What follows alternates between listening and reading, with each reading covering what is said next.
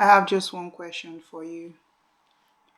So, when you hear the word miscarriage, what comes to your mind? Well, before now, when I heard the word miscarriage, I thought of a woman or a couple who has just lost their baby. And that was all I could think of. I never imagined the gravity of a miscarriage. I never thought of the impact a miscarriage could have on a couple. I never thought of the physical pain, the emotional trauma, the mental struggles. What causes a miscarriage, and how does a miscarriage impact the man? Also, what kind of support do you need, to get through a miscarriage? These are the things that I want us to start thinking about. And I know it's a difficult topic to talk about, and I just want to reach out to anyone who is going through a miscarriage. So, this is my miscarriage story. I was pregnant in June, and about 5 to 6 weeks pregnant, um, I started having like extreme morning sickness, like really bad. I couldn't do anything. I wasn't keeping food down, always throwing up, indigestion, just name it. And basically, I was walking from my room. So I left my workstation, and all I used was, just my laptop on my bed, because I always had a bowl. I just had a bowl, just close by, because I was just frequently throwing up. I don't know why it's called morning sickness, because it happens anytime. So I was just throwing up and, not able to do anything, hardly went out. And my husband was like really supportive. He was doing basically everything, you know, taking care of me, cooking and all. So it got to a point where I couldn't cope anymore, because I just didn't know what to eat anymore. And I wasn't keeping food down, or even, fluid. And I was basically struggling. So I called my GP, just to let them know I was struggling, and they referred me to, a gynae assessment clinic. So I went there the next morning, just to have an assessment. And I had an assessment, and they started treating me for, how do you, hyperemisis gravidarum. I'm not sure if I pronounced that well, but yeah, they started treating me for that. And I had to go to the clinic like every single morning, like every morning, to take injection. And it was more like without the injection, I couldn't, not like I couldn't leave, but I just had to go in the morning, because at some point I thought I was beginning to keep food down when I took, the injection. But I stopped taking it, because I felt okay, maybe it's helping now, and I can just, eat normal. But it came back with full force, and I just had to go back. So basically, I just took the injection everything. So before work, I just go, like, I get to the hospital by 8 a.m. and then take it, and then get back to work. And it was serious. And but yeah, that was what I was doing. So each time I went for an injection, there was an assessment. So they will take your urine sample to check. So and I had the nurse come to me on a few occasions, just to say that I had really high ketones in my urine. And they will have to check again the next day, and I might be admitted, so that they give me IV fluids. And so the next day I went and it was the same. And the truth is, yeah, I couldn't keep not just food but also fluid.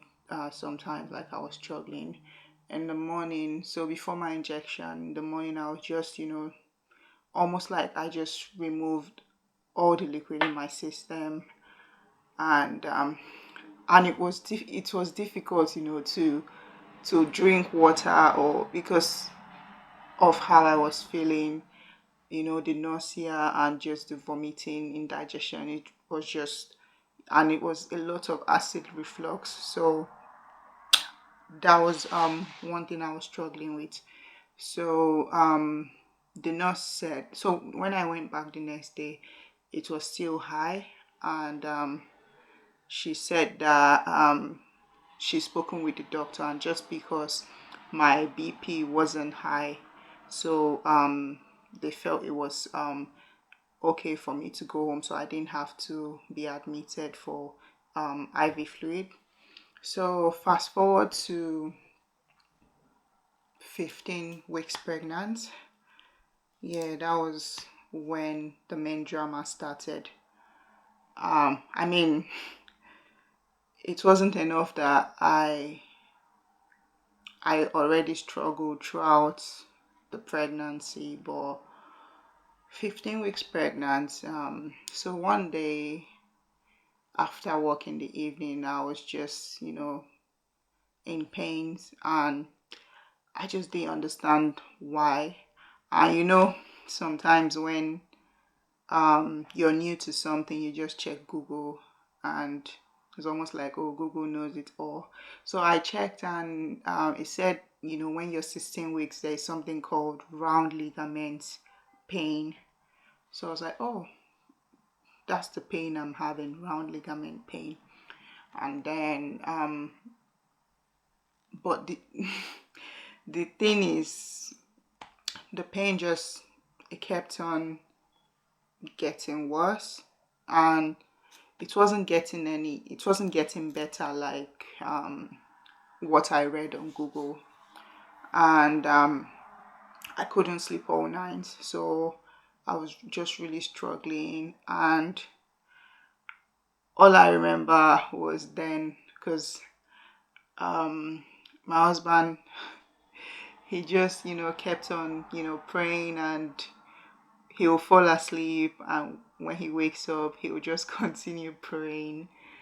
And I just couldn't sleep, and no matter what side I turned, I was still uncomfortable, and I was in so much discomfort. And so the next morning, I was just like, you know what, I think we should just go to the hospital.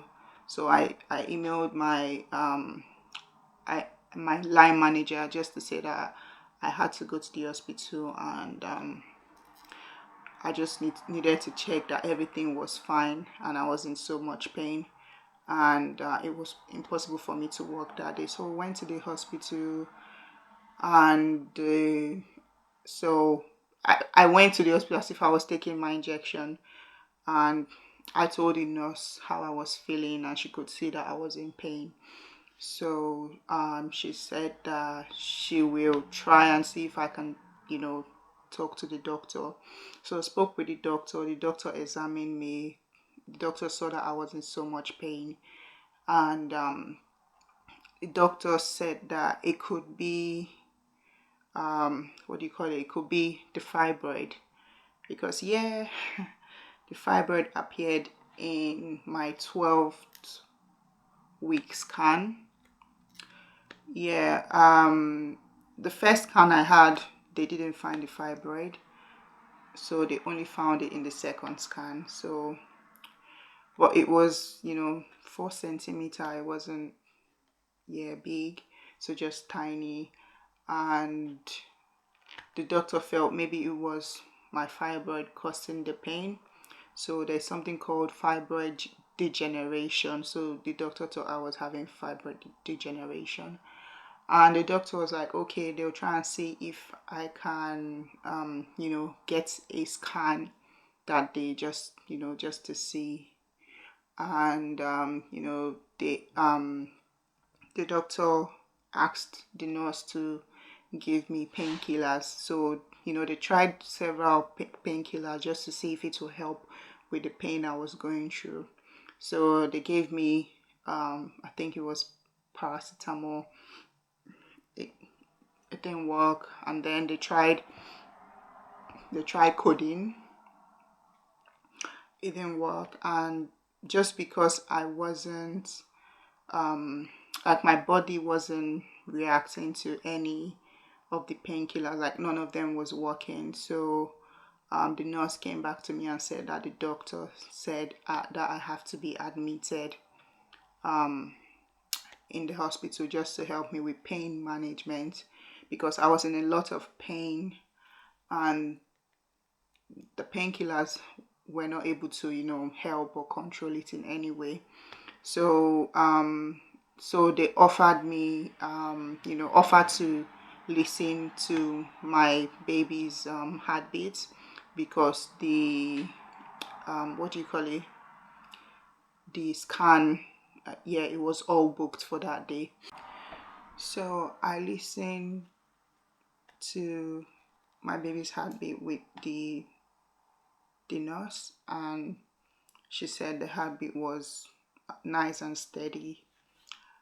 And so I just had to wait for somewhere to become available in the ward. So after a few hours, I was taken to the ward, and I was there for a while, and they were just helping me with pain management, and just trying different painkillers just to see what could help, like really strong painkillers, not just paracetamol or panadol, like really strong ones. But it wasn't helping. None of it was helping. I was in so much pain, and I was in the hospital. I couldn't sleep for days, and I was just awake. And it's a pain that I just cannot explain. It just, I can't explain it. It was just excruciating pain. That's the word I can use. So even after the scan, they wanted me to have another scan. So they wanted me to have an MRI scan. So because I think it's more specific and they can see more in an MRI scan. And I was meant to have the MRI scan on Friday, but for some reason I didn't have it anymore. And it was weekend, and then I had to wait till Monday. So something happened on Sunday. So my husband came to visit me. So because of COVID, they only allow one visitor, and it's for an hour. So when he came, we decided to take a walk. We went to the food court, just to sit down there, somewhere away from hospital ward. And when we were going back to the hospital ward, I just said, oh, please take a picture of me. And he was like, am I sure I want to take a picture? Because obviously I was in pain. And I was like, no, not my face, just my bump. I haven't taken any picture at all, like throughout the pregnancy. So that was like the first time. And then he took a picture, and that was a Sunday. And on Monday, in the morning, I had my breakfast, and then I decided to, use the restroom, and I went to the restroom, and as I was about to get up, I felt like there was a lump, you know, just down there. Like there was a big lump of something. I didn't know what it was, and I didn't want to let it out because I was scared. I didn't know what it was, but I knew I had to let it out, and I did, and it was just a gush of blood. Yeah, it was a gush of blood.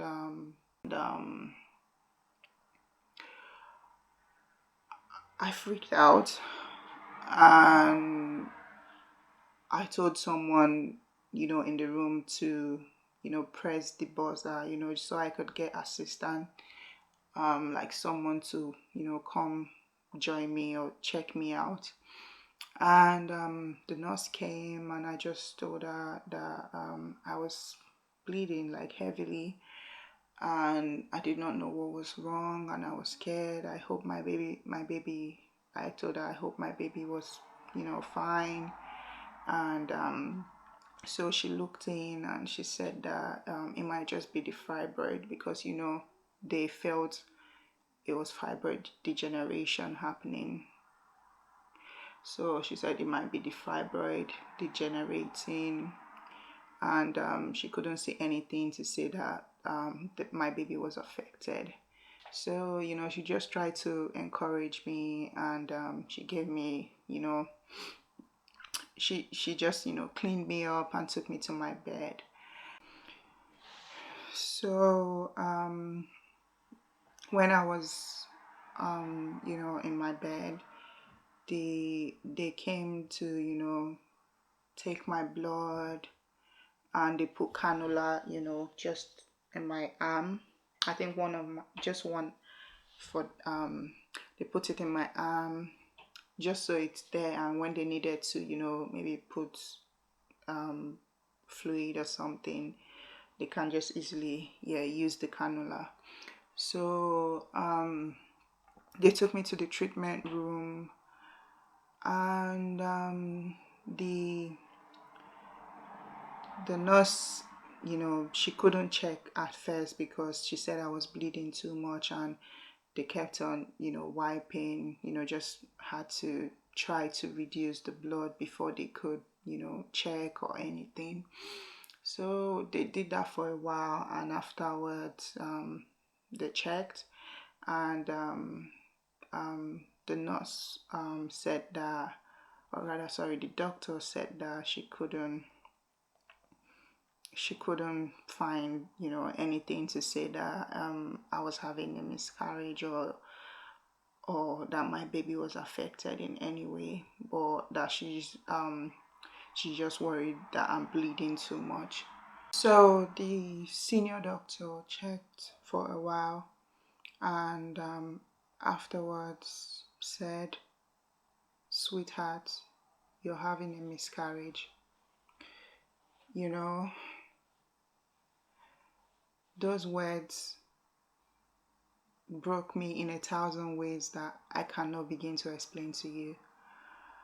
And when the doctor said that, I was crying before, but then the volume just, at that point I felt like I was wailing. I just couldn't believe it, because everything was okay. Apart from me being in pain, because as long as my baby was fine, I was okay with not being fine. Although I was in pain, um,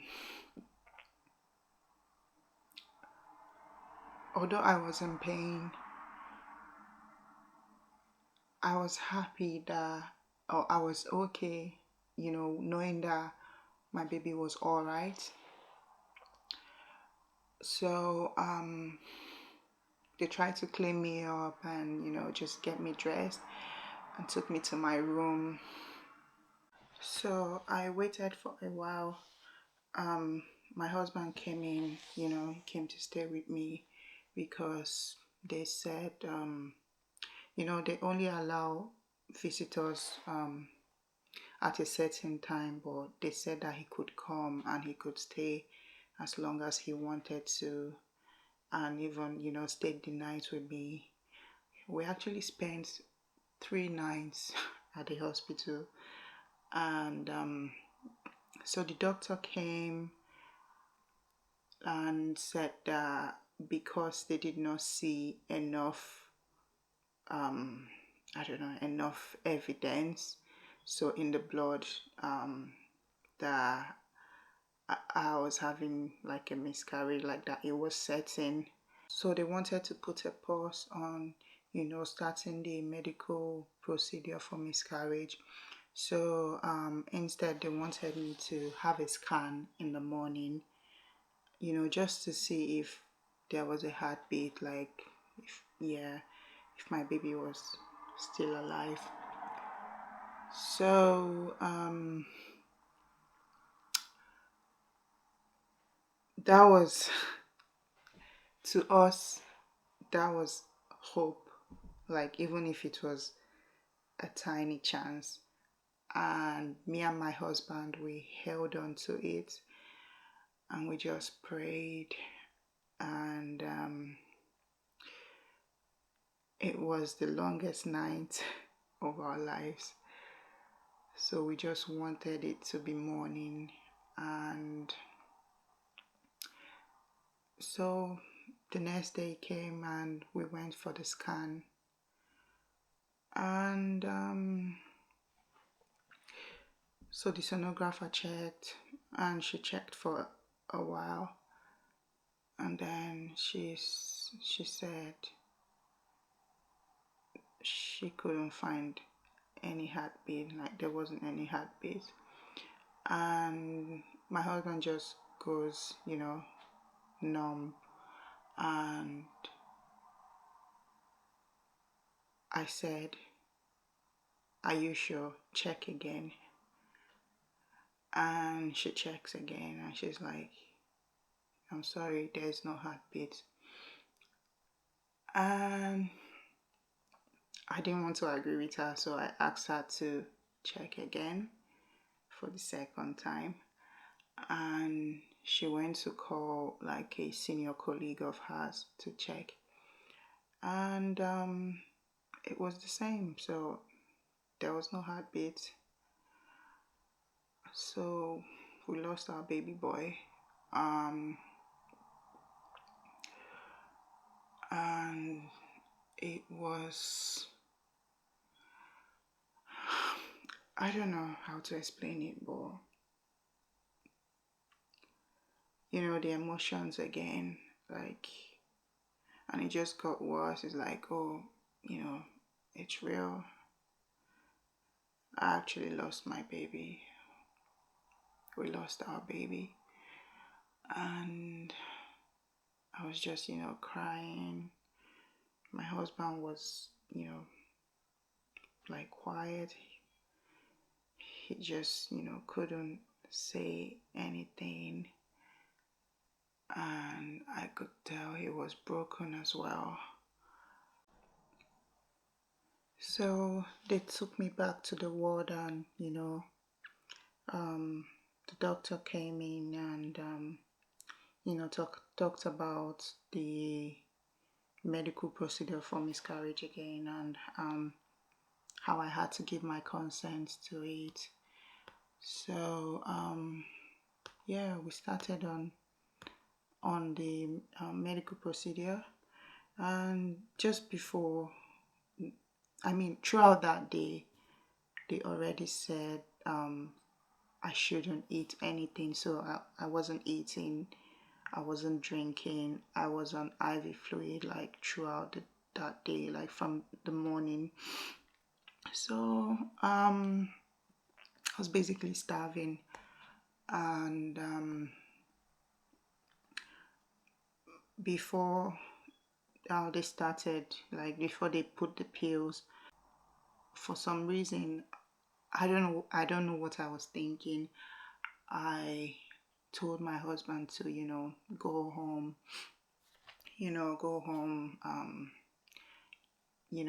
get some rest, or and also I wanted him to get me my comfy joggers and pad, because the pad in the hospital, for some reason they were huge, like really really big, and they were not comfortable. So I asked him to go home, get me some comfy ones. And for some reason I did not really know what will happen, like when they start the medical procedure.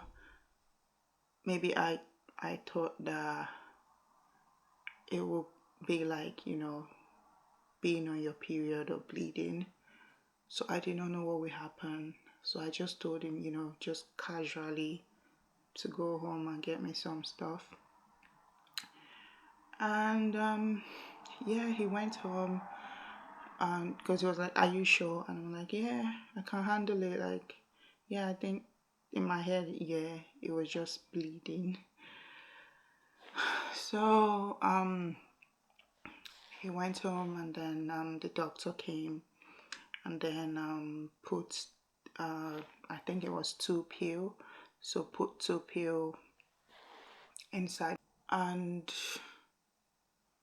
after a few hours I started, cramping, having, like feeling pains, that kind of menstrual cramps. Like, yeah, it felt that way at the beginning, and then afterwards it just got worse, and I wasn't in so much pain. And because of how I was feeling, I was really tired.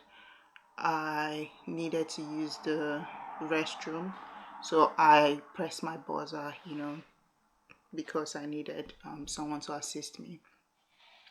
So the nurse, one of the nurses, yeah, she came, and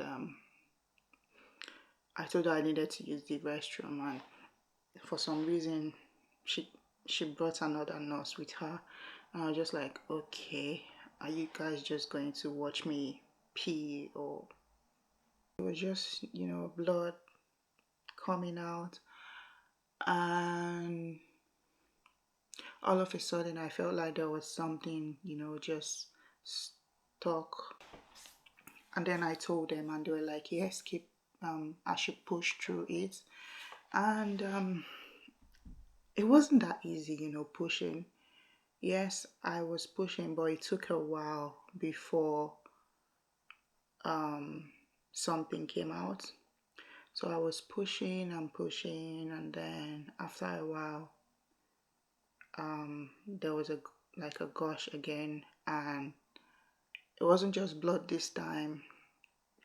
So it came out, and I just looked down, and I just wasn't sure what was happening. And the nurse said, that's your baby. Now your placenta is still stuck in there. Keep pushing.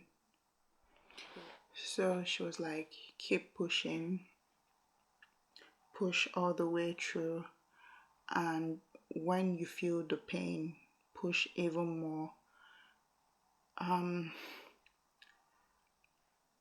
I did not, I felt like I did not even have, time to process what just happened, because I needed to push out my placenta, like the placenta, and I had no time to process that my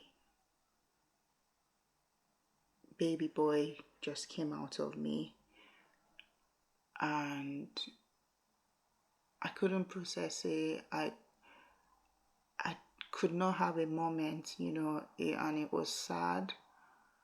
And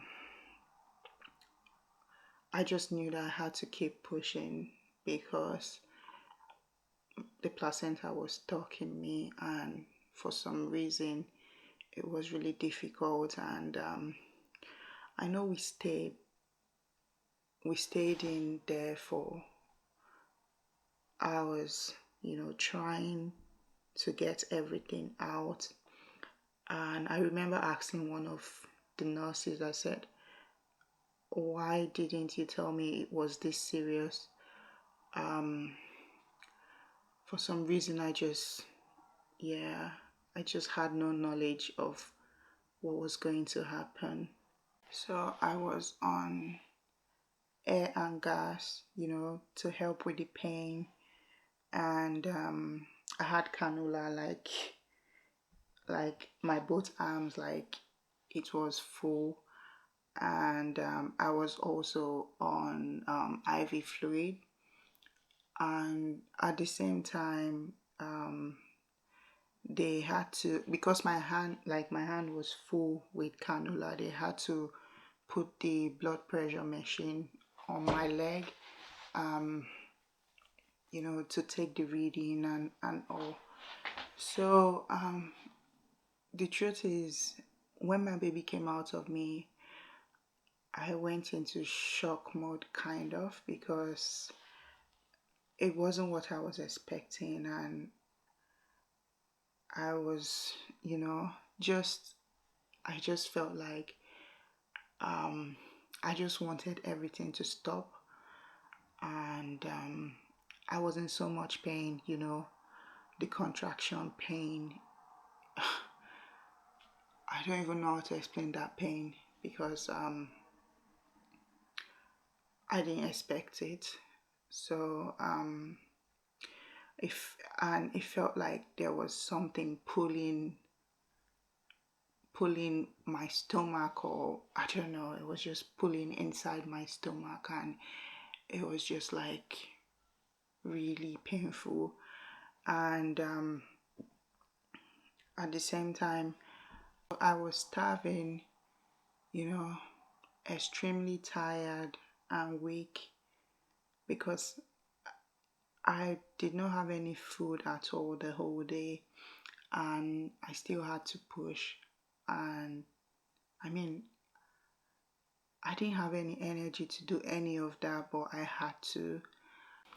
So I continued pushing through the pain, but I pushed for a while, but it got to a point where I was just too weak and dizzy, and I just wanted it to be over. And at some point, I wasn't aware of what was happening around me anymore. Although I could hear voices, I could hear people calling my name. So many times I heard my name. I heard the nurses call my name. You know, they would just say, "Ella, can you hear me? Ella, are you there? Ella, stay with me." And so I heard that, but I wasn't really sure 100% what was happening around. But all I knew was so many times when I was pushing, I had to I had to rest, because I was extremely tired. And I had to just, stop. I was sitting on the toilet seat. And but the truth is, the nurses were so supportive. And they were encouraging me, motivating me, telling me I could do it. And they were really supportive. And honestly, nurses are angels. And but yeah, it just kept on going. And at some point, I felt like there was a crowd in my room. And so but after everything that happened, I asked one of the nurse. I said that I saw a crowd, or I felt like there was a crowd in my room, that what happened. So she said that at some point I slumped. And they were calling out to me, like they called me a few times, and I wasn't responding at all. And I was just still there. I wasn't moving. And at that point, the nurse said she pressed the the emergency alarm. So I've been in the ward when a nurse was attending to me, and someone pressed the emergency alarm in another room. So what happens is when they press that alarm, all the nurses, assistants, or even doctor, they have to leave what they are doing, and as many people as possible have to leave what they are doing and come to the room where the alarm is ringing. And I think it's because they need as much support as possible, so that because there are different expertise, and they just need enough people to be able to help, or see if someone can assist. So she said at that point everyone was in my room, to see how they could support or assist me, and be able to um get me back, or be able to maybe get me to stay on the bed, because she said my blood pressure was going really low, and because of how low it was going, they needed to get me up from the toilet seat to the bed. And I remember they were trying to get me to stand up, not really stand up, but they were going to support me to the bed, but I was so tired, and I remember telling them that I just needed to rest. I said I just needed to rest, and I felt tired, and they were like, okay, I should rest, and let them know. So I rested for a while, and when I gained my strength back, I told them I was ready to go on the bed. So they held me, and I got on the bed. And when I got on the bed, another doctor, came into the room, just to see if she could get the placenta out, if I think they have tools. She came with some tools, I think, but she couldn't get them out. So she said I needed to go, to the theater, to surgery, for them to remove it.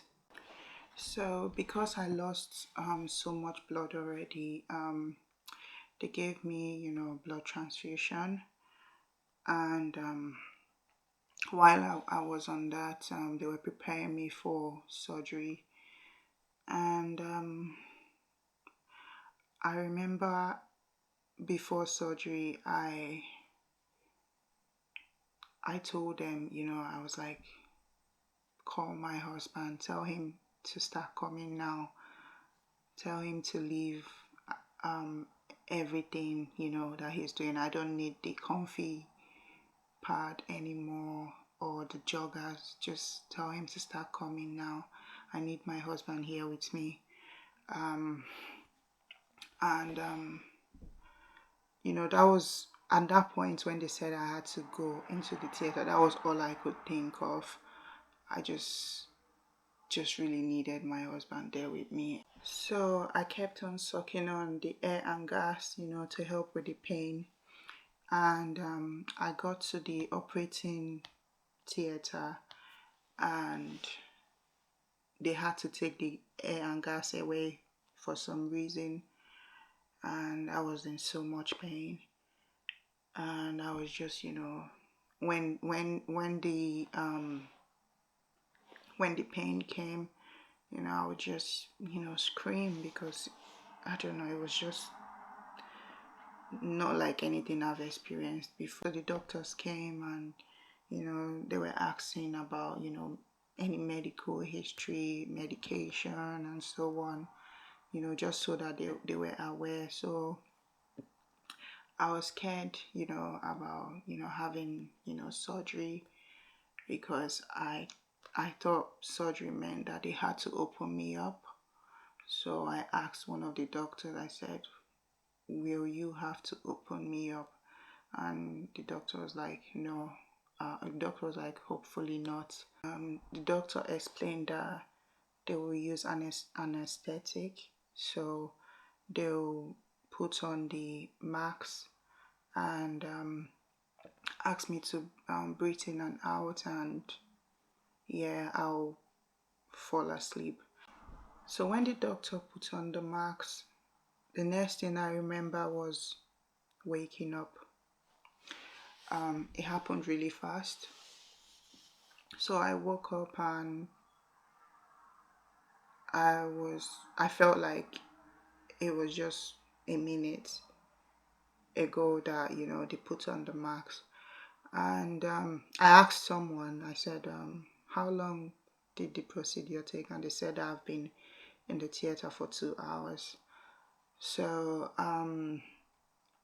they said everything went all right. And for some reason, I wasn't sure if they actually, did anything, because I was numb. Like, I couldn't feel anything. I couldn't feel any pain, nothing. And I was like, okay. And I felt like,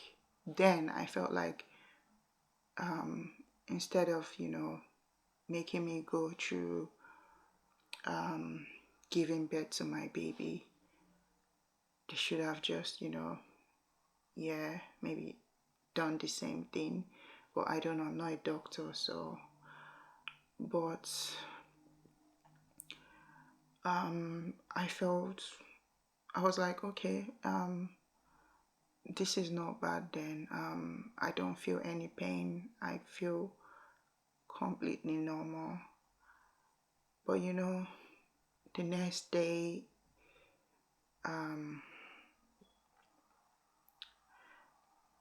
everything was all, worn out, and the anesthetic was all worn out, and I started feeling pains, everywhere, the places that they put the cannula, the injections that I had,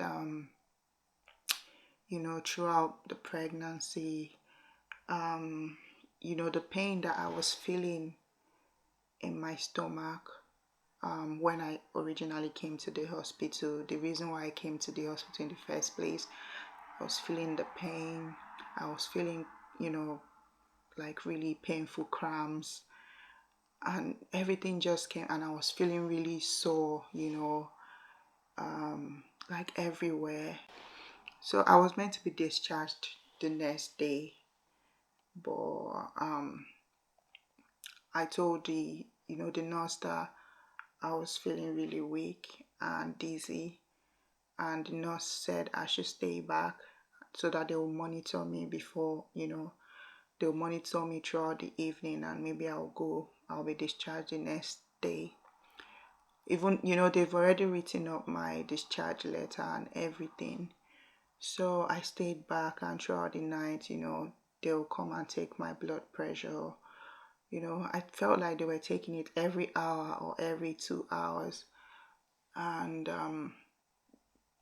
the nurse that came to take it, she stayed for a while, because she said that my blood pressure was too low.